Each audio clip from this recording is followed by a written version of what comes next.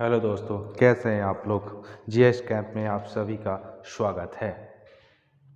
आज हम लोग ठीक है उद्देशिका या प्रस्तावना के बारे में हम लोग अध्ययन करेंगे। ठीक है, आज हम लोग देखते हैं कि उद्देशिका और प्रस्तावना जो है ना, ठीक है, ये क्या चीज़ है। ठीक है, सबसे पहले देखते हैं कि उद्देशिका और प्रस्तावना। ठीक है, सबसे पहले जो पंडित नेहरू जी ने संविधान सभा में 13 दिसंबर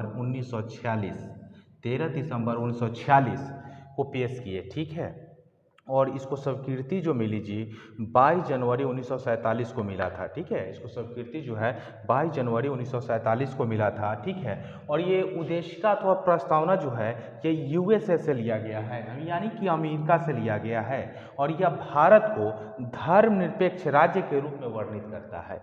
ये जो प्रस्तावना जो है यह भारत को धर्मनिरपेक्ष राज्य के रूप में वर्णित करता है। ठीक है, और इसमें देखते हैं कि हम लोग इसमें एक बार संशोधन हुआ था। ठीक है, 42वां संविधान संशोधन 1976 में। कब हुआ था? 42वां संविधान संशोधन 1976 में। ठीक है, इसमें जो शब्द जोड़े गए थे समाजवादी, पंथ निरपेक्ष और अखंडता, ये 3 शब्द जो है ना 1976 में जोड़े गए थे। ठीक है, प्रस्तावना में। और इसमें जो है ना, ठीक है, न्याय जो है ना 3 प्रकार का है। ठीक है, इसमें जो न्याय के बारे में जो चर्चा किया गया है 3 प्रकार का है। एक तो है सामाजिक, दूसरा आर्थिक और तीसरा राजनीतिक। एक है सामाजिक, आर्थिक और राजनीतिक, ये तीनों जो है ना न्याय, ठीक है, ये प्रस्तावना में है।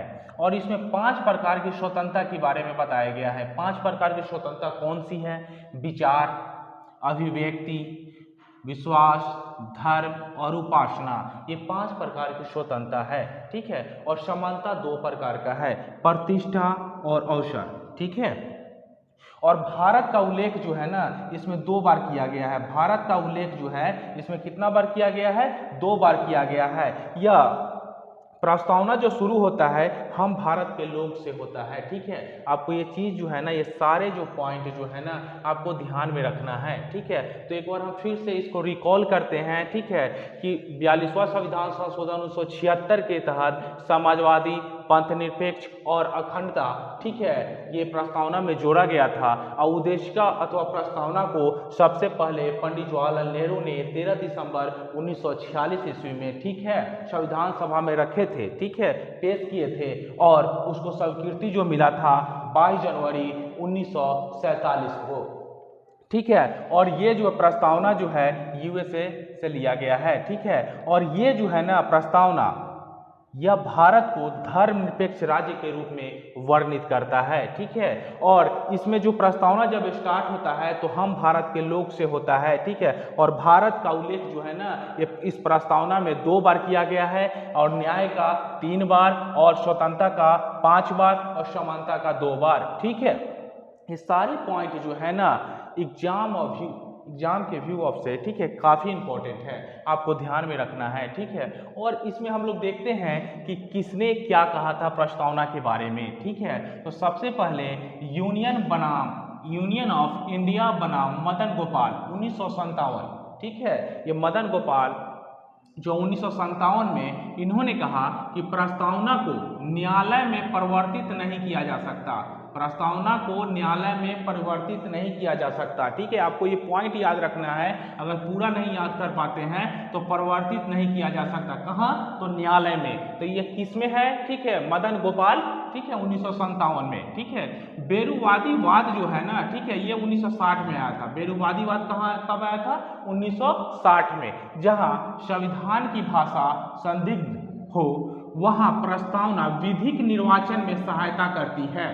जहां संविधान की भाषा जो है ना संदिग्ध हो, ठीक है, वहां प्रस्तावना जो है विधिक निर्वाचन में सहायता करती है। ठीक है, बेरुवादीवाद में कहा गया 1960 में आया था।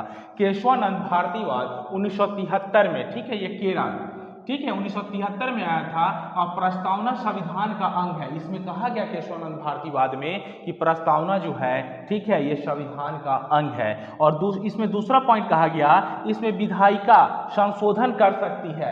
इसमें विधायिका क्या कर सकती है? संशोधन कर सकती है। और प्रस्तावना के संविधान का मूल ढांचा माना है। ठीक है, तो ये जो है 3 पॉइंट जो है मूल ढांचा, सीधे क्वेश्चन पूछता है कि किस वाद में जो है प्रस्तावना को मूल ढांचा माना गया है, प्रस्तावना संविधान का अंग है, तो केशवानंद भारतीवाद में 1973। आपको याद रखना है ये पॉइंट। ठीक है, कुछ अदर देखते हैं कि एन ए पालकीवाला, ये नाम है, एन ए पालकीवाला ने प्रस्तावना को परिचय पत्र, ये अंडरलाइन कर लीजिएगा, परिचय पत्र की संज्ञा दी। क्या चीज का? परिचय पत्र की संज्ञा दिए थे। ठीक है, और के एम मुंशी ने राजनीतिक जन्मपत्री की संज्ञा दी थी। के एम मुंशी जो है राजनीतिक जन्मपत्री की संज्ञा दी थी। और एक न्यायमूर्ति थे एम हिदायतुल्लाह ने इसे संविधान की मूल आत्मा कहा था। संविधान का मूल आत्मा कौन कहा था? एम हिदायतुल्लाह ने कहा था। ठीक है, और अर्नेस्ट बारकर जो थे ना, ठीक है, ये प्रस्तावना को परिचय पत्र कहे थे।